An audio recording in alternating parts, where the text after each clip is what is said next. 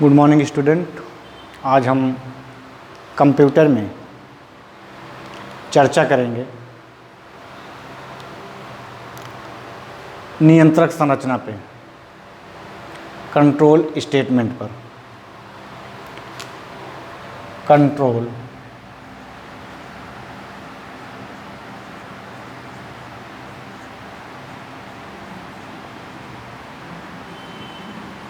Control statement, नियंत्रक संरचना।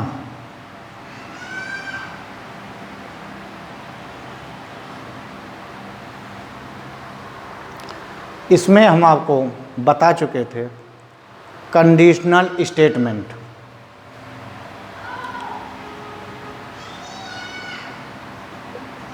Conditional statement. इसको हम आपको पिछली वीडियो में बता चुके थे कंडीशनल स्टेटमेंट में, जिसमें आपके 3 टॉपिक थे। पहला था इफ स्टेटमेंट,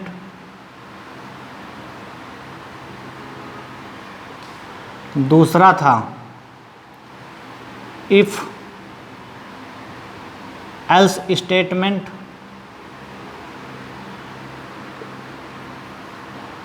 और तीसरा था स्विच स्टेटमेंट।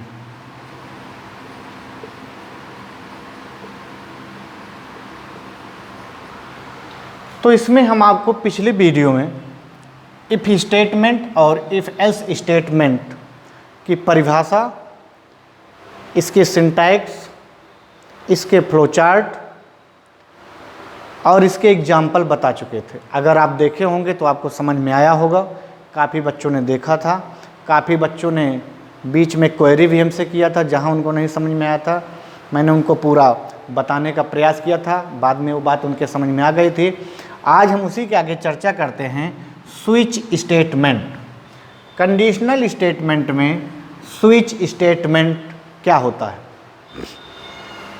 स्विच स्टेटमेंट का प्रयोग एक से अधिक स्थितियों के लिए प्रयोग किया जाता है। स्विच स्टेटमेंट जहां पर कोई शर्त जब एक या एक से अधिक हो तो उस शर्त में जो सही शर्त हो उस शर्त को चुनने के लिए हम स्विच स्टेटमेंट का प्रयोग करते हैं। एक छोटा सा एग्जाम्पल अभी मैं आपको प्रोग्राम के माध्यम से बताऊंगा।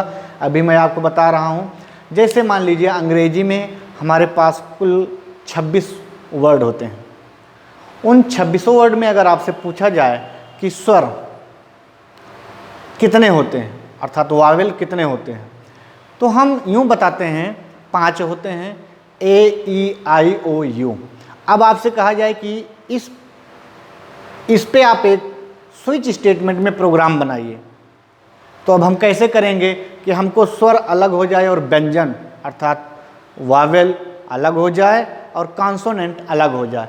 ऐसी स्थितियों के लिए हम स्विच स्टेटमेंट का प्रयोग करते हैं। आइए इस पे आगे हम चर्चा करते हैं। मैंने आपको परिभाषा बताया स्विच स्टेटमेंट की कि जब किसी शर्त की अर्थात किसी कथन की एक से अधिक शर्त हो तो उस शर्त के लिए हम स्विच स्टेटमेंट का प्रयोग करते हैं।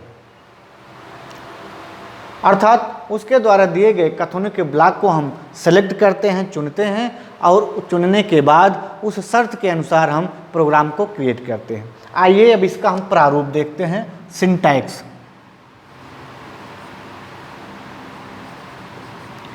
सिंटैक्स जिसकी हिंदी होती है प्रारूप।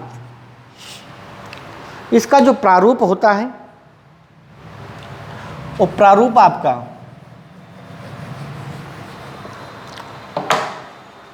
स्विच,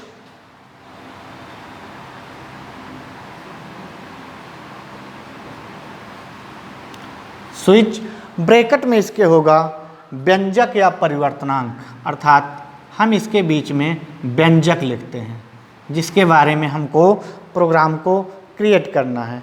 इसके बाद हम क्या करेंगे, कर्ली ब्रैकेट ओपन करेंगे। क्या करेंगे?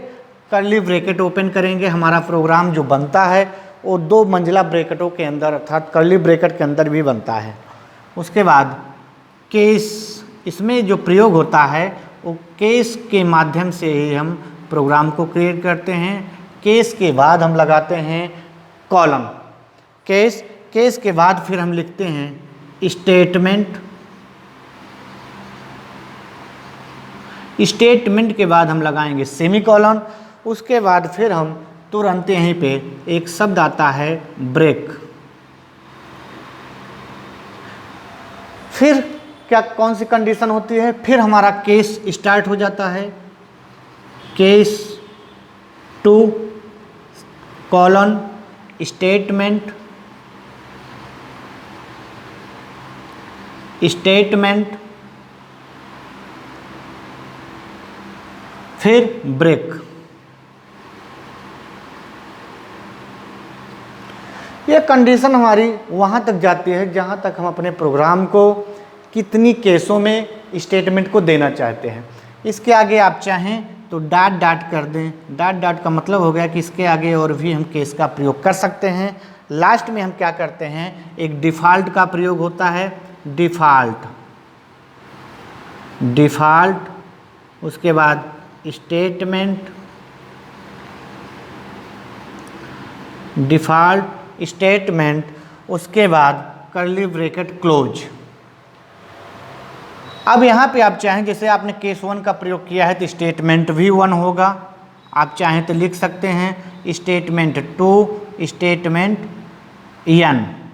स्टेटमेंट n का मतलब हो गया कि डिफ़ॉल्ट में हम या n ना भी लिखें, ये डिफ़ॉल्ट का स्टेटमेंट हो जाएगा, यूँ आप रहने दें इसको। इसके बाद क्या होगा, ये पूरी की पूरी जो हमारी कंडीशन होती है इसको हम बोलते हैं स्विच की body, SWITS, switch body, BODY। ये पूरा जो हमारा प्रारूप होता है ये स्विच की बॉडी होता है। आइए अब इस पर थोड़ा सा हम आपको बताते हैं, चर्चा करते हैं। ये जो आपका स्विच स्टेटमेंट है, स्विच स्टेट में हमारा जो भी सिंटैक्स या प्रोग्राम होता है 2 कर्ली ब्रैकेट के अंदर होता है। मैंने इसको आपको पहले, इसके पहले जो वीडियो दिया था उसमें मैंने आपको बताया था।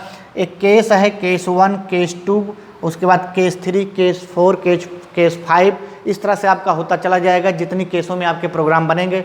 जैसा कि मैंने आपको बताया था कि अंग्रेजी के 26 वर्ड होते हैं, उन 26 वर्डों में हमको अगर स्वर और व्यंजन को ढूंढना है, इस तरह के प्रोग्राम कैसे बनाएंगे। इस तरह के प्रोग्राम बनाने के लिए अभी मैं आपको एग्जांपल बता रहा हूँ। इस तरह की बनाने के लिए हमको 5 केस का प्रयोग करना होगा।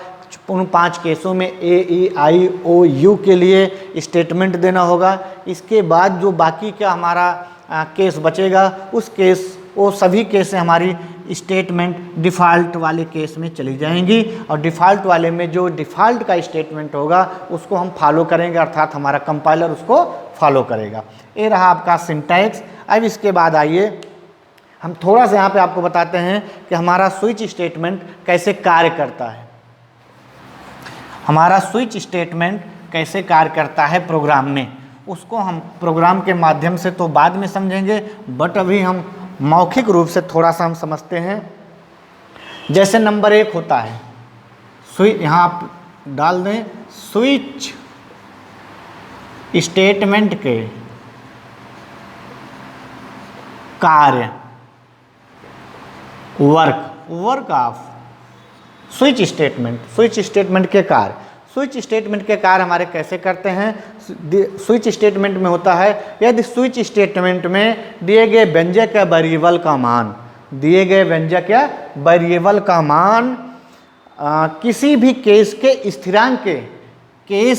स्थिरांक के बराबर पाया जाता है। बराबर का मतलब कि सही पाया जाता है, ट्रू पाया जाता है, तो स्विच के नीचे लिखे कथनों के ब्लॉक को हम क्रियान्वित करते हैं, एग्जीक्यूट करते हैं। अर्थात यदि स्विच में दिए गए जो स्टेटमेंट हैं उसके केस के अनुसार सही पाए जाते हैं तो उस केस के स्टेटमेंट को हम फॉलो करते हैं। फॉलो का मतलब है कि वो स्टेटमेंट हमारा एग्जीक्यूट होगा। नंबर 1। नंबर 2 कंडीशन क्या होती है, यदि स्विच स्टेटमेंट में दिए गए केस के स्थिरांक या व्यंजक के मान उसके स्टेटमेंट के अनुसार यदि सही नहीं पाए जाते हैं तब वहाँ पे हमारी कंडीशन क्या होगी, फॉल्ट की उसकी डिफ़ॉल्ट की कंडीशन होगी, अर्थात नो की केस होगी। और नो की केस में हमारे पास जो केस है वो है डिफ़ॉल्ट का। अभी मैंने आपको बताया था डिफ़ॉल्ट का केस है, उस डिफ़ॉल्ट के केस के स्टेटमेंट को फॉलो करेगा और इसके बाद हमारा प्रोग्राम वहीं पे एग्जीक्यूट हो जाएगा, बाहर आ जाएगा, वहीं पे बंद हो जाएगा। कंपाइलर हमारा कार्य करना बंद कर देगा, क्योंकि यहाँ पे जो स्थिति पैदा होगी वो दो स्थिति पैदा होती है, एक ट्रू स्टेटमेंट, दूसरा फॉल्स स्टेटमेंट। तो ट्रू स्टेटमेंट के लिए मैंने आपको बताया और फॉल्स स्टेटमेंट के लिए आपको मैंने बताया। आगे आइए, अब मैं एक प्रोग्राम के माध्यम से आपको आगे बताने का प्रयास करता हूं, और मैं उम्मीद भी करता हूं कि जो भी वीडियो आपको भेजी जा रही है उस वीडियो को आप अच्छे से देख रहे होंगे, पूरा का पूरा देखते होंगे और अच्छे से समझते भी होंगे। आइए मैं अब एक एग्जाम्पल के माध्यम से आपको बताने का प्रयास कर रहा हूँ। जैसे हमारे पास एक प्रश्न होता है, प्रश्न क्या होता है, हमारे पास प्रश्न होता है कि C++ भाषा में एक प्रोग्राम लिखिए, C++ भाषा में एक प्रोग्राम लिखिए, भाषा में एक प्रोग्राम लिखिए। मैं पूरा आपको बताने का प्रयास कर रहा हूँ, सजीव वर्णन करने का प्रयास कर रहा हूँ। C++ भाषा में एक प्रोग्राम लिखिए जिसमें C++ भाषा में एक प्रोग्राम लिखिए जिसमें यह पता लगाया जाए,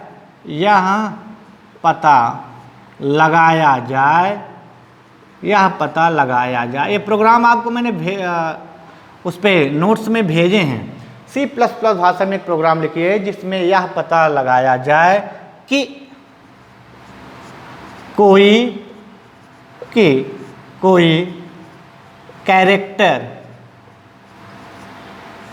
शुद्ध हिंदी में लिख रहे हैं, कोई कैरेक्टर स्वर माने वावेल, कोई कैरेक्टर स्वर है अथवा नहीं, ये हमारा प्रश्न है। C++ भाषा में एक प्रोग्राम लिखिए जिसमें यह पता लगाया जाए कि कोई कैरेक्टर स्वर है अथवा नहीं। मैंने आपको प्रोग्राम माने स्विच स्टेटमेंट को पढ़ाने से पहले भी मैंने थोड़ा सा चर्चा किया था कि हमारा जो प्रोग्राम बनेगा उसको मैं एग्जाम्पल के माध्यम से आपको बताऊंगा।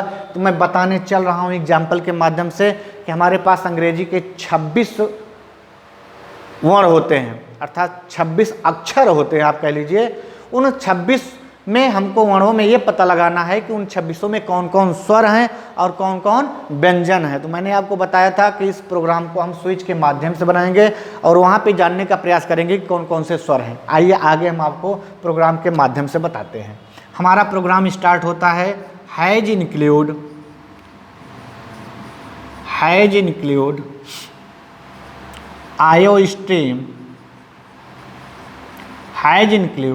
iostream.h। अभी मैं बता रहा हूँ कि ये हैज इंक्लूड क्या है, वाइड मेन, उसके बाद कर्ली ब्रैकेट। यहीं पे हम थोड़ा सा रुकेंगे, तब आगे हम आपको बताएंगे। देखिए कोई भी आपको प्रोग्राम बनाएंगे C++ भाषा में तो आपको ये 2 लाइन या 3 लाइन तो आपको लिखना है। आप इसको रट्टा मान के चलिए, रट लीजिए कि ये लाइन हमको लिखना है। इसकी चर्चा बेटा अभी हम ज़्यादा नहीं करेंगे, सिर्फ थोड़ा सा करेंगे। ज़्यादा करेंगे तो हमको बहुत डीपली में जाना पड़ेगा। आगे जब हम आपको फंक्शन वाला लेसन पढ़ाएंगे यूनिट 7 में जब हम आपको फंक्शन पढ़ाएंगे तब हम इसके बारे में आपको विस्तृत चर्चा करेंगे। बाकी नोट्स तो हम आपको भेजते रहेंगे, लेकिन वीडियो के माध्यम से आपको पूरा सा पूरा बताने का प्रयास करेंगे। ध्यान दीजिएगा, ये जो आपका हैज इंक्लूड है, इस हैज इंक्लूड को, सिर्फ हैज इंक्लूड को, इतना अक्षर, इतने को हम बोलते हैं प्री प्रोसेसिव डायरेक्टिव। प्री, यहाँ पे देख लीजिए हिंदी में लिख दे रहे हैं, प्री प्रोसेसिव